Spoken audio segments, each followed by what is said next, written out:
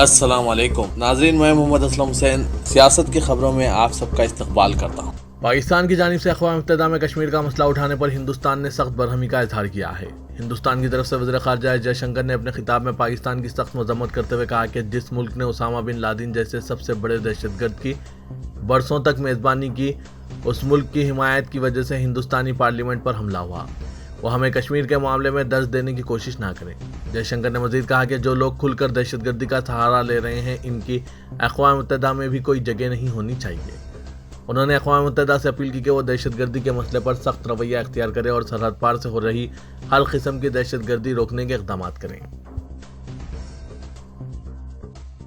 चीन के मामले पर अपोजिशन की जानिब से 2 दिन तक लगातार एहतजाज करने के बाद अपोजिशन ने ईडी और सीबीआई की कार्रवाइयों के खिलाफ ज़बरदस्त एहतजाज करते हुए हुकूमत से मुतालबा किया कि वो धांधली बंद करें। इस मामले में अपोजिशन पार्टियों की तरफ से इन्फोर्समेंट डायरेक्टरेट और मरकजी तफ्तीशी ब्यूरो सीबीआई के गलत इस्तेमाल का मसला उठाए जाने और इस मामले पर बहस के मुतालबे पर राज्यसभा में ज़बरदस्त हंगामा हुआ, जिसकी वजह से ऐवान की कार्रवाई 3 बार मुलतवी की गई। इस मामले पर बहस कराने का नोटिस अपोजिशन के अराकीन की जानिब से मुश्तरका तौर पर दिया गया था, जिससे वाज़ेह हो रहा था कि वो पूरी हिकमत अमली के साथ ऐवान में आए हैं और यही वजह थी कि हुकूमत के हाथ पैर फूल गए थे और इसके अराकीन ने बहस कराने की मुखालिफत शुरू कर दी, जो बाद में हंगामा और एहतजाज की शक्ल इख्तियार कर गई। बॉलीवुड के बादशाह शाहरुख खान की आने वाली फिल्म पठान दीपिका पादुकोण के लिबास की वजह से तनाज़े का शिकार हो गई है। फिल्म के एक सीन में दीपिका के ज़ाफ़रानी रंग के लिबास में नजर आने पर इतना हंगामा आ रही हो रही है कि मध्य प्रदेश में इस पर पाबंदी तक की बात की जा रही है। मध्य प्रदेश के वज़ीर दाखिला ने भी इस फिल्म के खिलाफ बयान दे दिया है, जब सोशल मीडिया पर ट्रोलर्स भी फिल्म पर पाबंदी लगाने का मुतालबा कर रहे हैं। लेकिन इन सब बातों के दरमियान शाहरुख खान ने अपनी चुप्पी तोड़ते हुए कहा कि कुछ भी हो जाए, हम जैसे लोग हर हाल में मुस्बित रहेंगे। हमें मुस्बित रहना और चीज़ों को मुस्बित तरीके से देखना आता है। हम अपनी ये आदत कभी नहीं छोड़ सकते, इसलिए हम मुस्बित ही रहेंगे। 28वां कोलकाता इंटरनेशनल फिल्म फेस्टिवल का इफ्तिताह करते हुए शाहरुख खान ने कहा कि मुझे ये कहने में गुरेज नहीं है कि दुनिया चाहे कुछ भी करे, मैं और आप और दुनिया के तमाम मुस्बित लोग जिंदा हैं। किंग खान ने कहा कि इस ख्याल के बरअक्स के सोशल मीडिया सिनेमा पर मनफी असर डालेगा। सोशल मीडिया ने हमारे दौर की इज्तिमाई कहानी को शक्ल दी है। मुझे यकीन है कि सिनेमा को अब और भी अहम किरदार अदा करना होगा। अयोध्या के महंत राजू दास ने अपने बयान में बॉलीवुड और शाहरुख खान पर इल्जाम आयद किया कि ये दोनों लगातार सनातन मजहब का मजाक बना रहे हैं और इसके खिलाफ सभी को आवाज़ उठानी चाहिए। शाहरुख खान की फिल्म पठान को लेकर तनाज़ा तेजी के साथ बढ़ता हुआ नजर आ रहा है। जब से फिल्म का नगमा बेशरम रंग रिलीज हुआ है, इसमें भगवा कपड़े पहने अदाकारा दीपिका पादुकोण को एतराज़ का सामना करना पड़ रहा है और शाहरुख खान के साथ साथ फिल्म पठान के बाइकाट का मुतालबा भी बढ़ गया है। अब इस सिलसिले में अयोध्या के महंत राजू दास का एक इश्तियालंगेज बयान सामने आया है। उन्होंने कहा कि मैं नाजरीन से अपील करता हूं कि जिस थिएटर में पठान फिल्म दिखाई जाए, इन्हें भी नजर आतिश कर दो। महंत राजू दास का कहना है कि बॉलीवुड और हॉलीवुड लगातार इस कोशिश में रहता है कि किस तरह से सनातन मजहब का मजाक उड़ाया जाए, किस तरह से हिंदू देवी देवताओं की बेइज्जती की जाए। पठान फिल्म में दीपिका पादुकोण के जरिए भगवा बिकिनी पहनकर साधु संतों और मुल्क के रंग भगवा को ठेस पहुंचाई गई। यह अफसोसनाक है। कांग्रेस के सदर मल्लिकार्जुन खड़गे ने आज कहा कि हुकूमत की सुर्ख आंखें चीनी चश्मे से देख रही है। उन्होंने गुज़श्ता हफ्ते अरुणाचल प्रदेश में हिंदुस्तानी और चीनी फौजियों के दरमियान सरहदी झड़पों पर बहस करने अपोजिशन के मुतालबे पर पार्लियामेंट में तातुल का हवाला देते हुए आज ये बात कही। मल्लिकार्जुन खड़गे ने ट्वीट किया कि इस हफ्ते पार्लियामेंट की कार्रवाई में मुतअद्दिद रुकावटें पैदा हुई जब दोनों ऐवानों ने हिंद चीन सरहदी सूरत-ए-हाल पर बहस के लिए अपोजिशन की दरख्वास्तों को मुस्तरद कर दिया। ऐसा लगता है कि चीनी चश्मे ने मोदी की लाल आंखों को ढांक लिया है। क्या पार्लियामेंट में चीन के खिलाफ बोलने की इजाजत नहीं है?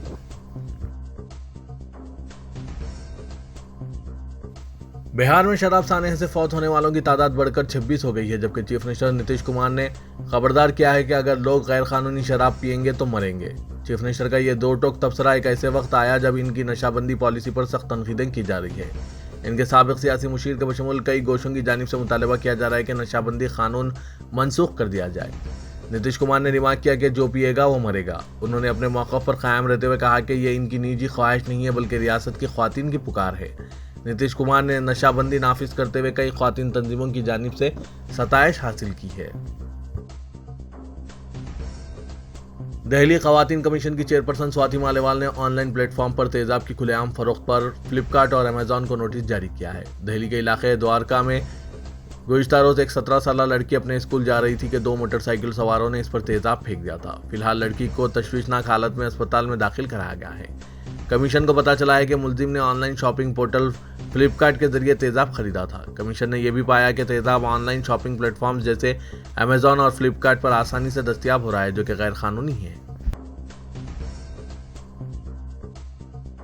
इंडियन यूनियन मुस्लिम लीग की ज़ैली तलबा तंजीम मुस्लिम स्टूडेंट फेडरेशन ऑफ इंडिया ने आज जंतर मंतर पर मौलाना आज़ाद नेशनल प्री मैट्रिक स्कॉलरशिप बंद किए जाने के खिलाफ ज़बरदस्त एहतजाजी मुजाहरा किया। इस मौके पर member parliament ED Mohammed Basheer, Abdul Samad Samadani समेत दिल्ली प्रदेश पार्टी सदर Maulana Nisar Ahmad Naqshbandi, all India general secretary Khurram Anees Umar, Muslim student federation के कौमी सदर साद अहमद, जनरल सेक्रेटरी मोहम्मद अतीब खान, मोहम्मद अशरफ, नासिर अंसारी, मोइनुद्दीन और सैकड़ों तलबा और तालिबात ने शिरकत की। इस मौके पर member parliament E Mohammed Basheer ने कहा कि प्री मैट्रिक स्कॉलरशिप रोकना लाखों तलबा के साथ नाइंसाफ़ी है।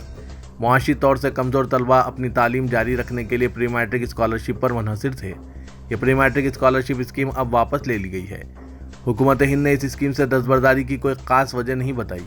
यह स्कीम समाजी इंसाफ की वजारत और कबायली बहबूद की वजारत के जरिए चलाई जा रही थी, जिसमें मुस्लिम, बुद्ध, ईसाई, जिन, पारसी और सिख शामिल हैं। लिहाजा बखूबी अंदाज़ा लगाया जा सकता है कि ये स्कीम कितनी अहम थी। लाखों तलबा अपनी तालीम के लिए इस स्कॉलरशिप पर मुनहसिर थे। मरकजी वज़ीर दाखिला अमित शाह ने कहा कि नरेंद्र मोदी के 2014 से मुल्क के वज़ीर आज़म बनने के दौर को हिंदुस्तान के सकाफती निशात सानिया के दौर के तौर पर जाना जाएगा। भारतीय जनता पार्टी के सीनियर लीडर अमित शाह ने शहर के मज़ाफ़ात में कायम प्रमुख स्वामी महाराज नगर में BAPS के स्वामी नारायण फ़िरक़े के सरबराह प्रमुख स्वामी महाराज की 100 साला तक़रीबात के एक हिस्से के तौर पर पुरुषोत्तम स्वामी नारायण संस्था ने यह बात 1 माह तक जारी रहने वाली बेहतर ज़िंदगी के लिए बैनुल-अक़वामी कॉन्फ्रेंस का इफ्तिताह करते हुए कही। अमित शाह ने कहा, वज़ीर आज़म मोदी की क़यादत ने हिंदुस्तानी मुआशरे को बहुत सी गैर यकीनी सूरत-ए-हाल और एहसास कमतरी से नजात दिलाई है। उन्होंने सकाफती निशात सानिया से मुतालिक बहुत से नामुकम्मिल काम भी मुकम्मिल किए हैं, चाहे वो अयोध्या में राम मंदिर हो या काशी विश्वनाथ राहदारी। ओहदा संभाला, इस दौर को हिंदुस्तान की सकाफती निशात सानिया के दौर के नाम से जाना जाएगा। सदर कुल हिंद मजलिस इत्तेहादुल मुस्लिमीन व रुकन पार्लियामेंट हैदराबाद असदुद्दीन ओवैसी ने कहा कि मरकजी हुकूमत अक़लियती बहबूद की वजारत को ख़त्म करना चाहती है। यह सरासर नफरत की मिसाल है। वज़ीर आज़म नरेंद्र मोदी का वादा ढोका सिला साबित हुआ, जिसमें उन्होंने कहा था कि वो मुसलमानों के एक हाथ में कुरान और दूसरे हाथ में कंप्यूटर देखना चाहते हैं। उन्होंने ये भी कहा था कि मुसलमान कब तक टायर का पंक्चर बनाएंगे। मरकजी हुकूमत प्री मैट्रिक स्कॉलरशिप क्यों बंद कर रही है? बीजेपी हुकूमत मुसलमानों को तालीम से महरूम क्यों करना चाहती है? असदुद्दीन ओवैसी ने इहाते पार्लियामेंट में सहाफ़ियों से बात करते हुए इन ख़यालात का इजहार किया। सदर मजलिस ने कहा कि मरकजी हुकूमत यह दावा कर रही है कि कानून हक तालीम यानी RTE की वजह से प्री मैट्रिक स्कॉलरशिप बंद की जा रही है। उन्होंने हुकूमत से जानना चाहा कि कितने मुस्लिम इलाकों में स्कूल्स पाए जाते हैं। सरकारी और खानगी स्कूल्स का मुस्लिम इलाकों में वजूद नहीं होता। मुस्लिम बच्चों को हुसूल तालीम के लिए दूर दूर जाना पड़ता है।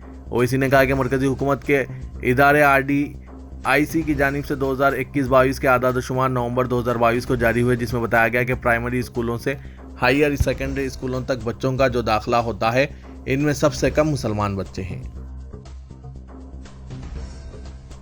बरतानिया की सरकारी नेशनल हेल्थ सर्विस से वाबस्ता नर्सों ने बेहतर तनख्वाहों और काम के हालात का मुतालबा करते हुए तारीख की सबसे बड़ी हड़ताल की है। इन नर्सों में कई हिंदुस्तानी हैं। यह हड़ताल एक ऐसे वक्त की जा रही है जब जिंदगी गुजारने के अखराजात में गैर मामूली इजाफा हुआ है। तकरीबन 1 लाख नर्सिंग स्टाफ ने इंग्लैंड, शुमाली आयरलैंड और वेल्स में हड़ताल में हिस्सा लिया। वो 20 दिसंबर को भी हड़ताल करेंगे। नर्सों की तंजीम चाहती है कि तनख्वाहों में 19% इजाफा किया जाए। रियासत तेलंगाना के मुस्लिम नामों से मौसूम शहरों और अजला हेडक्वार्टर्स बीजेपी को खटकने लगे हैं। बीजेपी के कायदीन अपनी तकारीर और अखबारात में दिए जाने वाले इश्तिहारात में इन शहरों के नामों की छवि को बिगाड़ते हुए असली नामों के बजाय इन्हें दूसरे नाम दिए जा रहे हैं और रियासती हुकूमत और सरकारी मिशनरी इसका तमाशा देख रही है। असली नामों की छवि बिगाड़ने वालों के खिलाफ ना कोई कार्रवाई की जा रही है और ना ही नोटिस जारी करते हुए वजाहत तलब की जा रही है। जाफरानी ताकतों की जानिब से हैदराबाद को भाग्यनगर, निज़ामाबाद को इंदौर, करीमनगर को कड़ी नगर, हुसैन सागर को विनायक सागर, मोहतम जाय मार्केट को विनायक चौक से पुकारा जा रहा है। दीगर मुस्लिम नामों से मौसूम शहर और अजला बिलखुसूस आदिलाबाद वगैरह पर भी एतराज़ किया जा रहा है। तेलंगाना बीजेपी के सदर बंडी संजय की 5वें मरहले की पदयात्रा का आज करीमनगर में इख्तिताम हो रहा है। जलसे आम में बीजेपी के कौमी सदर JP नड्डा शरीक हो रहे हैं। इसके लिए तेलुगु और अंग्रेजी अखबारात में बीजेपी की जानिब से बड़े बड़े इश्तिहारात दिए गए, जिसमें करीमनगर के नामों को करीनगर लिखा गया है। पता नहीं मुसलमानों और मुस्लिम शख्सियतों और इनके नामों से मौसूम शहरों से क्या परेशानी है, क्योंकि इनके पेट में दर्द हो रहा है। हर मसले को हिंदू मुस्लिम कर देना बीजेपी के एजेंडे में शामिल हो गया है। हिंदुस्तान की अपनी एक रिवायत है। मुल्क में बढ़ती हुई फ्यूल कीमतों के लिए रियासतों को जिम्मेदार करार देने पर मरकज को तनकीद का निशाना बनाते हुए बीआरएस के वर्किंग सदर व रियासती वजीर आईटी व सनत केटी रामाराव ने कहा कि मरकजी हुकूमत को चाहिए कि वो पेट्रोल और डीजल पर सेस को खत्म करें ताकि रियासतों में पेट्रोल फी लीटर 70 रुपये और डीजल फी लीटर 60 रुपये फरोख्त किया जा सके। उन्होंने याद दहानी करवाई कि 2014 के बाद से तेलंगाना में फ्यूल पर वैट में कोई इजाफा नहीं किया गया। आज लोकसभा में वक्फे सवालात के दौरान मरकजी वजीर पेट्रोलियम हरदीप सिंह पुरी ने कहा कि बैनुल-अक़वामी मार्केट में गुज़श्ता 2 सालों में खाम तेल की कीमतों में इजाफे के बावजूद मुल्क में पेट्रोल और डीजल की रिटेल कीमतों में मामूली सा इजाफा किया गया। उन्होंने कहा कि मरकजी हुकूमत ने नवंबर 2021 से मई 2022 के दौरान एक्साइज ड्यूटी में 2 मरतबा कमी की है। उन्होंने मजीद कहा था कि गैर बीजेपी इख्तियार वाली 6 रियासतें वैट में कमी नहीं कर रही है। ताम केटीआर ने इस पर शदीद रद्द-ए-अमल का इजहार किया और कहा कि फ्यूल की कीमतों में इजाफे के लिए रियासतों को जिम्मेदार करार देना ठीक नहीं है। तेलंगाना के सूर्यापेट में पुलिस की गाड़ी का सरका कर लिया गया है। चोरों की तलाश में मसरूफ पुलिस की गाड़ियों का एक चोर ने सरका कर लिया और फरार हो गया। इस वाक़े को राज में रखने की पुलिस की कोशिश नाकाम हुई, जो सोशल मीडिया पर वायरल हो गया। चोर पुलिस के खेल में पुलिस पर चोर की सबक़त समाजी गोशों में मौजू बहस और पुलिस की चौकसी पर सवालिया निशान बन गई। ताहम चंद घंटे की मशक्क़त व अनथक कोशिश के बाद पुलिस ने पुलिस की गाड़ी को बरामद कर लिया, जो चोर की मेहरबानी से पुलिस के हाथ लगी। इस पेट्रोलिंग गाड़ी में डीजल खत्म होने के सबब चोर ने गाड़ी को कोडार जिले नलगुंडे में रोक दिया। चंद घंटों के लिए पुलिस को बड़ा चैलेंज पेश करने वाला चोर गिरफ्तार कर लिया गया। सीसीटीवी कैमरों की मदद से गाड़ी तक रसाई पाने वाली पुलिस ने गाड़ी और चोर को पकड़ लिया। बताया जाता है कि सूर्यापेट पुलिस स्टेशन का पेट्रोलिंग अमला पेट्रोलिंग गाड़ी में गश्त कर रहा था। जैसे ही पुलिस की गाड़ी बस स्टेशन सूर्यापेट इलाके में पहुंची, अमला गाड़ी से उतरा और बस स्टॉप के करीब पहुंचा। इस दौरान पुलिस का अमला गाड़ी से चाबी निकालना भूल गया, जो सरके की असल वजह बना। चोर, जो पुलिस की आंख में धूल झोंक कर पहले ही गाड़ी पर नजर रखा हुआ था, इसने अमले की गफलत का फायदा उठाकर गाड़ी फौरी स्टार्ट की और फरार हो गया।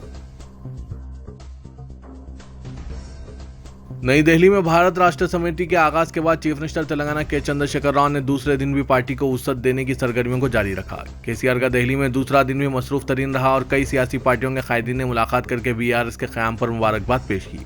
तेलंगाना से ताल्लुक़ रखने वाले हज़ारों बीआरएस कारकुन और अवामी नुमाइंदों ने केसीआर से मुलाकात करते हुए बीआरएस के क़याम का खैर मक़दम किया। रियासत तेलंगाना में गुज़श्ता 8 सालों के दौरान 7,928 किलोमीटर तवील 2 लाइन सड़कों की तामीर का अमल मुकम्मल किया गया। महकमा इमारत विश्वरा की जानिब से जारी करदा एक रिपोर्ट के मुताबिक तेलंगाना की तश्कील से कबल रियासत में सड़कों की हालत इंतहाई अबतर थी और कौमी शाहराहों की तादाद भी बहुत कम थी। ताहम चीफ मिनिस्टर चंद्रशेखर राव की क़यादत में गुज़श्ता 8 साल के दौरान रियासती और कौमी शाहराहों की बड़े पैमाने पर तामीर अमल में लाई गई और सड़कों की तोसी भी की गई। बीजेपी के कौमी सदर जेपी नड्डा ने कहा कि टीआरएस को बीआरएस में तब्दील करने की जरूरत नहीं है, क्योंकि बहुत जल्द चीफ मिनिस्टर चंद्रशेखर राव का वीआरएस यकीनी है और बीआरएस खुद वीआरएस में तब्दील हो जाएगा। करीमनगर में तेलंगाना बीजेपी के रियासती सदर बंडी संजय की 5वीं मरहले की पदयात्रा के अख्तिताम पर मुनक़िदा जलसे-आम से खिताब करते हुए जेपी नड्डा ने टीआरएस हुकूमत और चंद्रशेखर राव के अरकान ख़ानदान को शदीद तनकीद का निशाना बनाया। उन्होंने कहा कि चीफ मिनिस्टर चंद्रशेखर राव का बेटा, बेटी और दामाद के सिवा कोई नज़र नहीं आ रहे हैं। वो तमाम ओहदे ख़ानदान के अरकान में ही तकसीम कर रहे हैं। उन्होंने कहा कि बीआरएस के तमाम वज़रा और अरकान असेंबली भी मुख्तलिफ बदअनवानियों और बेकायदगियों में मुलविस है। सुपरस्टार रजनीकांत ने कड़पा के आस्थाना मखदूम इलाही रहमतुल्लाह अलैह पर हाजिरी दी। रजनीकांत ने आज अपनी बेटी ऐश्वर्या और मशहूर म्यूजिक डायरेक्टर ए.आर. रहमान के हमरा इस दरगाह पर हाजिरी दी। दरगाह शरीफ के खादिमों ने इनका इस्तकबाल किया और ज़ियारत करवाते हुए दरगाह शरीफ की तारीख से वाकिफ करवाया। दरगाह शरीफ के मैनेजर मोहम्मद अली खान अमीर ने फातिहा ख्वानी कराई। सदर नशीन हज़रत आरिफुल्लाह मोहम्मद हुसैनी चिश्ती कादरी ने मेहमानों को दुआ दी। रजनीकांत 72 साल के होने के 3 दिन बाद इस दरगाह पर हाजिरी के लिए पहुंचे। Director general police Mahendra Reddy ने कहा कि तेलंगाना को माओ नवाजों से पाक बनाना ही महकमा पुलिस का मकसद है। रियासती पुलिस के सरबराह ने जिला भद्राजी कुत्तागुड़म के डिस्ट्रिक्ट पुलिस हेडक्वार्टर्स में मुतालिका जिले के अलावा जिला मुल्क के पुलिस अहदेदारों के साथ जायजा इजलास तलब किया। वो हैदराबाद से बजरिया हेलीकॉप्टर हेमा चंद्रापुरम पहुंचे, जहां सुपरिटेंडेंट पुलिस डॉक्टर विनय GIPS ने इनका इस्तकबाल किया। डीजीपी ने पुलिस दस्ते की सलामी ली। बाद डायरेक्टर जनरल पुलिस ने जायजा इजलास तलब किया, जिसमें additional DGP Greyhound Srinivas Reddy IPS, north zone additional DGP Nagi Reddy, IPS chief Prabhakar Rao भी मौजूद थे। इस मौके पर डीजीपी ने कहा कि रियासत को मानववादियों से पाक बनाना ही पुलिस का अव्वलीन हदफ है। उन्होंने इस सिलसिले में अजला, भद्राद्री, कुत्तागुड़म और मुलक पुलिस के ओहदेदारों की कारकर्दगी की सताइश की।